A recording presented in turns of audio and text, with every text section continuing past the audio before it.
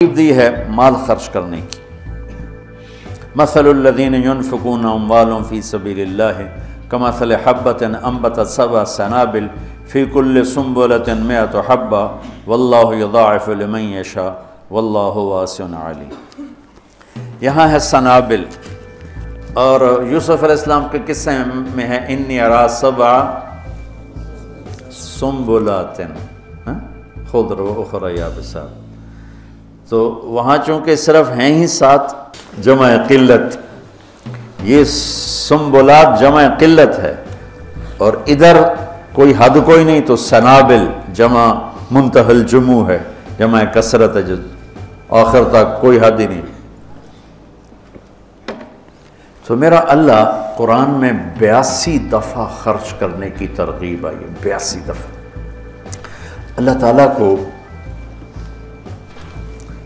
بخیل سے نفرت ہے، چاہے راتوں کا تہجد گزار ہو، دن کا روزے دار، اور سخی سے محبت ہے، چاہے ساری رات وہ غفلت میں گزار دے، اللہ تعالیٰ کو سخی سے محبت ہے۔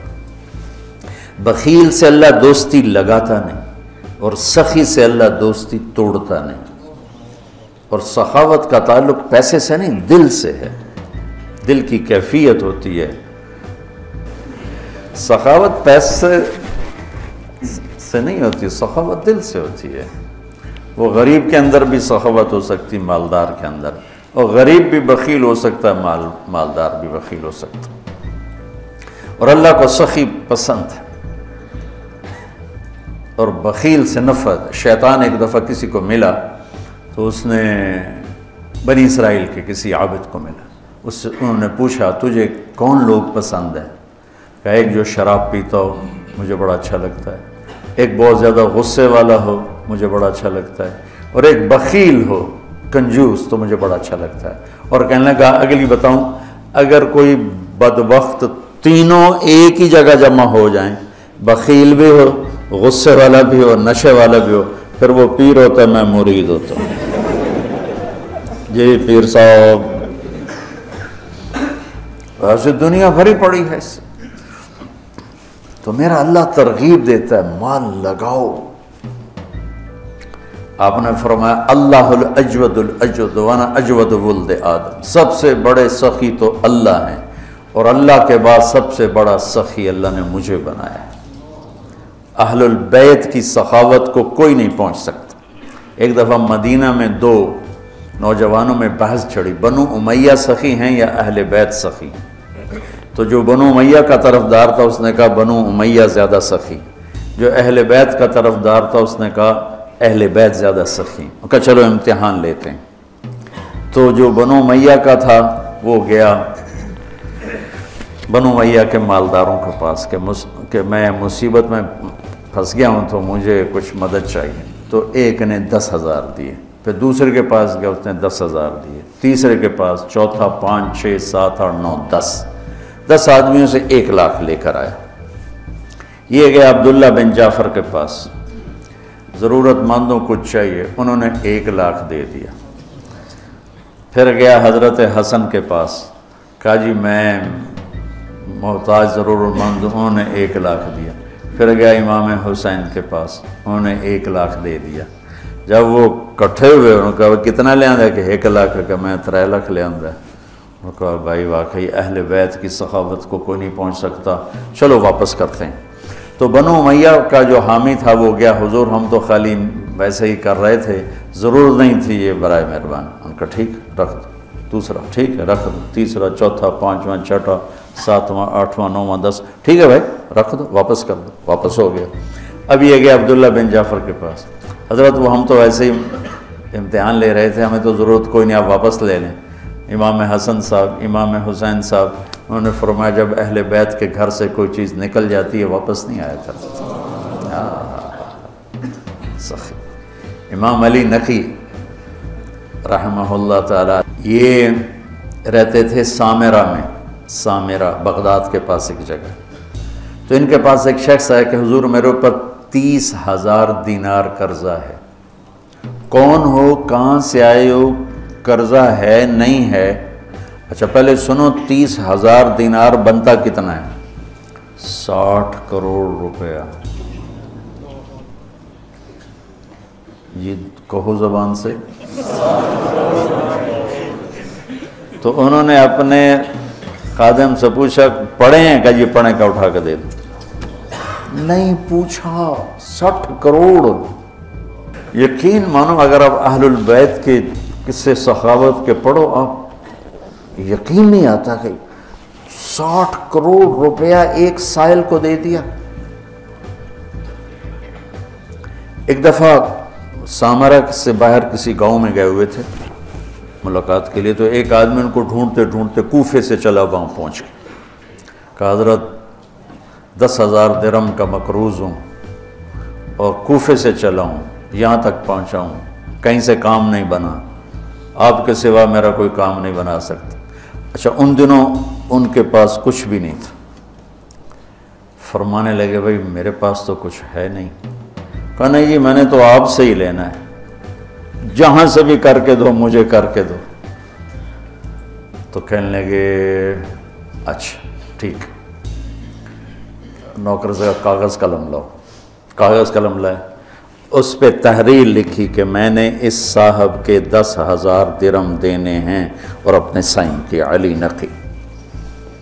کہا یہ لے جا، میں 3 دن بعد واپس جاؤں گا شہر، تو جب مجلس گرم ہونا تھا آ جانا اور یہ پرچہ دکھا کے میری خوب بےزتی کرنا کہ تو پیسے لکھے ہیں اور تو مکر گیا اور دیتا نہیں اور ٹال مٹول کرتا ہے، ٹکا کے میری انہوں نے یہ کام میں نہیں کرتا۔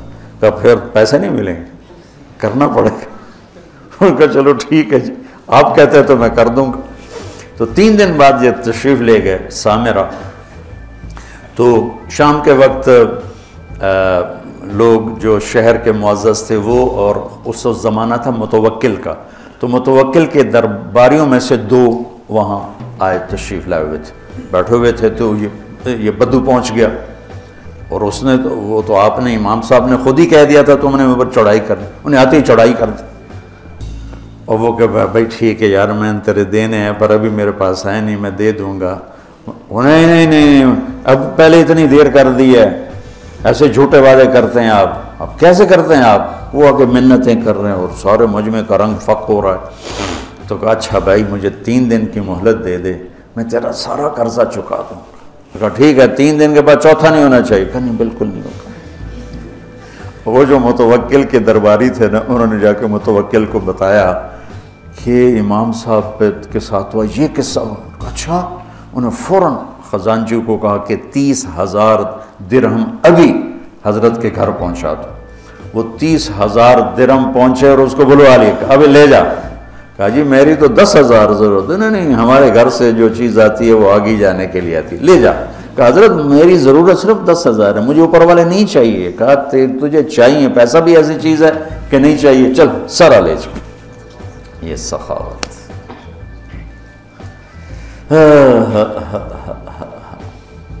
علم والے کی شان ہے کہ اسے سخی ہونا چاہیے۔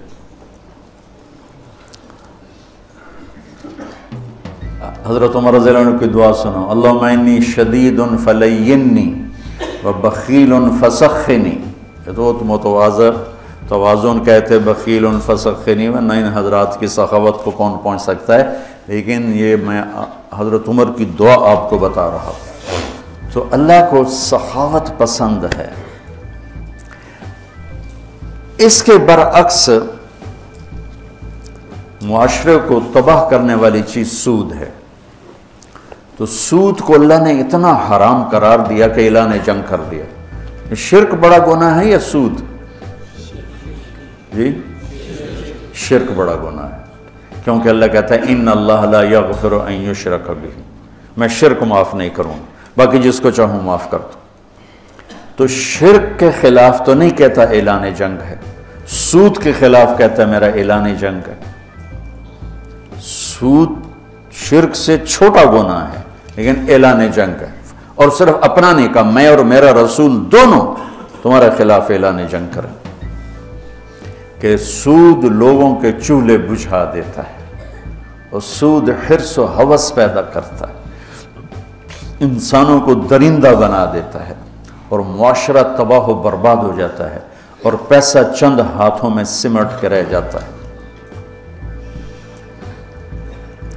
تو دو گناہ ایسے ہیں جن پر اللہ نے فَجَزَاؤُهُ جَهَنَّمُ خَالِدًا فِيهَا، حالانکہ ایمان والے کے لیے ہمیشہ کی جہنم نہیں ہے، نکل آئے گا کسی نہ کسی دن، لیکن قتل اور سود پر اللہ نے کہا جزاؤ جہنم خالدن فیہا، کہ جو سود نہیں چھوڑ جو قتل کر رہا ہے اس کی جزا جہنم ہے اور یہ ہمیشہ جلے گا، اور سود کھانے والے کے لیے فرمایا کہ یہ جہنم میں ہمیشہ جلے گا۔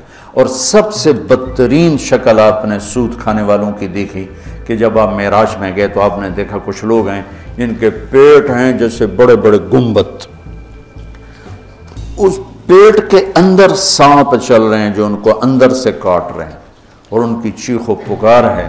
آپ نے پوچھا یہ کون لوگ ہیں؟ کہا یہ سود کھانے والے۔ تو ایک تو بینک سود پہ پیسہ دیتے ہیں، سود پر، اور ایک عام لوگ بھی اب سود پہ پیسہ دیتے ہیں۔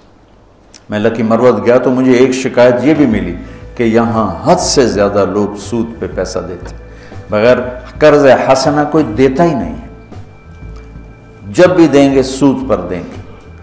اور اللہ اس کے رسول سے اعلان جنگ قبول ہے چند ٹکے کے پیچھے، چونکہ اسلام سخاوت کا درس دیتا ہے، اسلام فیاضی کا درس دیتا ہے، سبق دیتا ہے، تو اور سخاوت سے معاشرہ خوبصورت ہو جاتا ہے، محبوب ہو جاتا ہے۔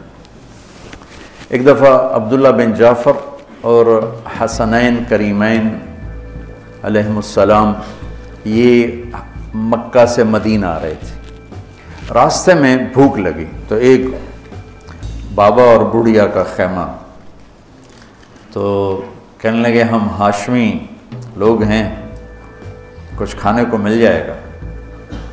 اس نے کہا بیٹھیں، تشریف رکھیں۔ تو ایک بکری کھڑی تو اس نے گرا دی، تو انہوں نے پوچھا آپ کے پاس کچھ اور بھی ہے؟ کہا بس یہی ہے۔ کہا تو آپ اس کو ہمارے لیے ذبح کر رہے ہیں تو خود کیسے گزارا ہوگا؟ تو وہ کہنے لگا مہمان تو بھوکا نہیں جائے گا، میرا گزارا آپ پہ اللہ کرے گا۔ تو انہوں نے وہاں کھانا کھایا اور کہا کہ جب مدینے آؤ تو ہم سے مل لینا۔ اب ایک ہی بکری تھی، وہ ذبح ہو گئی، تو وہ بھوک نے تنگ کیا، تو بابے نے کہا بڑھیا سے کہ اب چلیں مدینے، شاید وہ لوگ مل جائیں تو کچھ ان سے ہماری مدد ہو جائے۔ چلو گئے، دونوں گلی میں جا رہے تھے، امام حسن کی نظر پڑ گئی، انہوں نے پہچان لیا۔ کہا بابا جی مجھے پہچانتے ہو؟ ان کا جی نہیں۔ کہا ہم آپ کے مہمان ہیں۔ غلام سے فرمایا اس کو 1000 بکریاں دے دو اور 2000 دینار دے دو اور حسین کے پاس بھیج دو۔ حسین کے پاس بھیج دیا۔ انہوں نے پوچھا بھائی صاحب نے کتنا دیا ہے؟ کہا 1000 بکری اور 2000 دینار۔ کہا 1000 بکریاں دے دو، 2000 دینار دے دو، اور انہوں نے عبداللہ بن جعفر کے پاس بھیج دیا۔ انہوں نے پوچھا میرے بھائیوں نے کیا دیا ہے؟ کہا جی 1000 بکری، 2000 دینار۔ تو فرمانے لگے غلام سے کہ 2000 بکریاں دے دے، 4000 دینار دے دے۔ پھر کہنے لگا بابا اگر تو پہلے آتا نا میرے پاس تو اس سے بھی زیادہ دیتا، اب میرے بڑے بھائیوں نے جتنا دیا ہے اس سے زیادہ دیتے ہوئے مجھے شرم آتی ہے، اگر تو پہلے آتا میں تمہیں اس سے زیادہ دیتا۔ کیا سخاوت!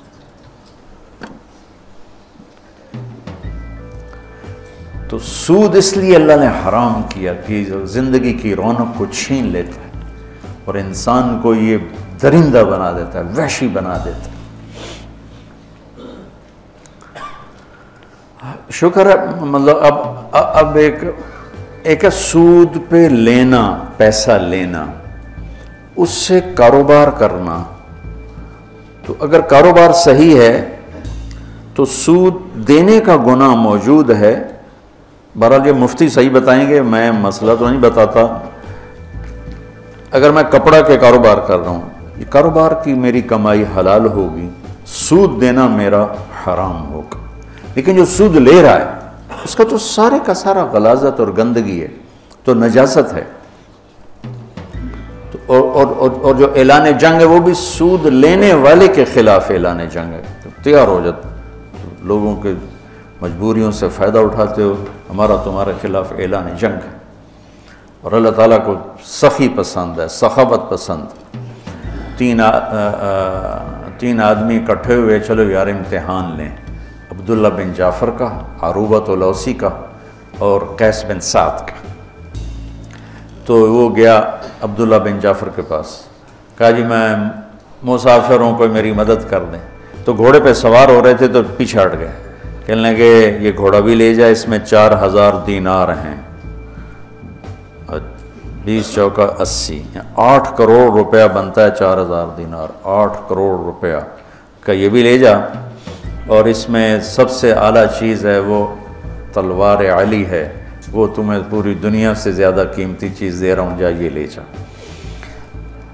دوسرا گیا قیس بن سعد کے پاس, وہ سوئے ہوئے تھے, تو ان کی خادمہ سے کہنے لگا, باندی سے, مسافروں کچھ دے دو, اپنے آقا کو اٹھاؤ. وہ کہنے لگے میرے آقا تو تھک کے سوئے ہیں, نوکرانی ہو کر دیکھو. کہ یہ اونٹ لے جا, یہ ایک غلام لے جا, 700 دینار لے جا. نوکرانی ہو کے جب وہ اٹھی, جب قیس بن سعد اٹھے تو نوکرانی نے کہا جی وہ ایک مانگنے والا آیا تھا, میں نے اتنا دے دیا. کہنے لگے اللہ کے بندی مجھے اٹھا دیتی, میں اتنا دیتا کہ موت تک اسے مانگنے کی ضرورت نہ پڑتی. عروبۃ الاوسی ذرا ماٹھے تھے, سخاوت پیسے سے نہیں ہوتی. یہ دونوں بڑے مالدار تھے. عروبۃ الاوسی درویش آدمی تھے, نابینا بھی تھے. تو 2 غلاموں کے کندھے پر ہاتھ رکھ کے جا رہے تھے, تو کہا جی مسافر پردیسی کچھ مل جائے گا. کہا واہ واہ واہ واہ, میرا رب میرے لیے کبھی کچھ نہیں چھوڑتا, یہ 2 غلام بچے تھے, جا لے جاؤ. انہوں نے کہا آپ, کہا میرا اللہ وارث ہے تو لے جا. کہا نہیں میں اتنا بے غیرت نہیں ہوں. کہا پھر بات یہ ہے کہ عروبہ کے منہ سے جب کوئی چیز نکل جاتی ہے نا کہ لے جا, پھر وہ واپس نہیں آتی, یا میں انہیں آزاد کروں گا یا تو لے جا.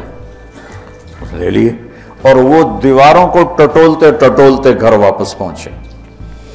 تو تینوں جب اکٹھے ہوئے تو تینوں کا مشترکہ فیصلہ تھا کہ بڑے سخی عروبہ ہیں کہ سارا ہی مال دے دیا, 2 غلام تھے, سارا دے دیا. کہ سخاوت کا تعلق جائیدادوں سے نہیں ہے, یہ دل سے ہے, دل سے ہے. تو سود انسانیت کے ماتھے پر ایک بدنما, جتنی دنیا میں اس وقت اکانومی فلاپ ہو رہی ہے اور مالدار ملکوں میں بھی ایک تباہی آئی ہوئی ہے, اس کے پیچھے سود سب سے بڑی. سود, سٹا, جوا, یہ 3 چیزیں ایسی ہیں جو اکانومی کو, معیشت کو تباہ و برباد کر دیتی. اور چوتھا ادھار. ہمارے سارے کاروبار ادھار پہ چلے گئے ہیں, اور میرے نبی نے ادھار کی ہمیشہ نفی فرمائی, اور ادھار کو ہمیشہ, اب آپ مقروض کا جنازہ نہیں پڑھتے تھے, حالانکہ خود قرضہ اٹھایا ساری زندگی تاکہ بازار اپنی اصلی شکل پہ قائم رہے. جب سورا بازار ہی ادھار پہ چل رہا ہے تو کبھی بھی چیزوں کی قیمتیں کنٹرول میں نہیں آ سکتی. تو اللہ تعالیٰ خرچ کرنے کی ترغیب دیتا ہے کہ اللہ کے نام پہ لگاؤ.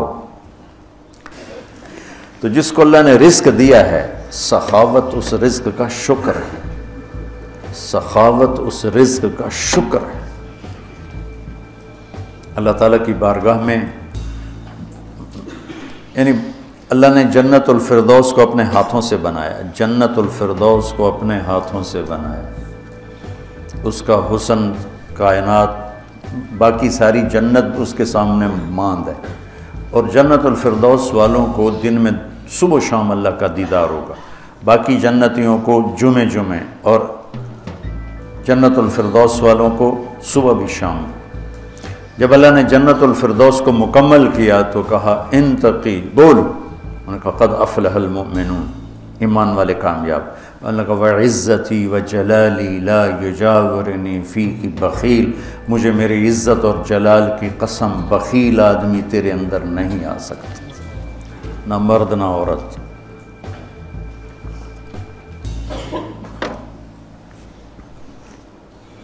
تو اللہ سے مانگو کہ اللہ ہمیں سخی بنائے.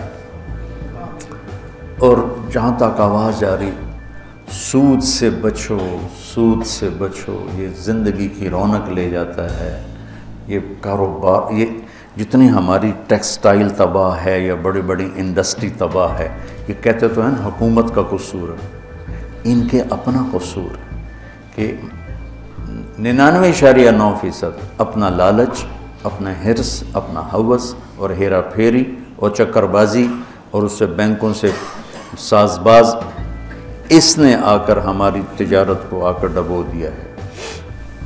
سچائی ہو، دیانتداری ہو، صداقت ہو اور وعدہ وفائی ہو اور کھوٹ سے پاک کام ہو، اسے زوال اللہ اپنے امتحان کے طور پر لے لے تو لے لے، ورنہ اللہ کا قانون ہے کہ سچائی کو زوال نہیں ہے، دیانتداری کو زوال نہیں ہے۔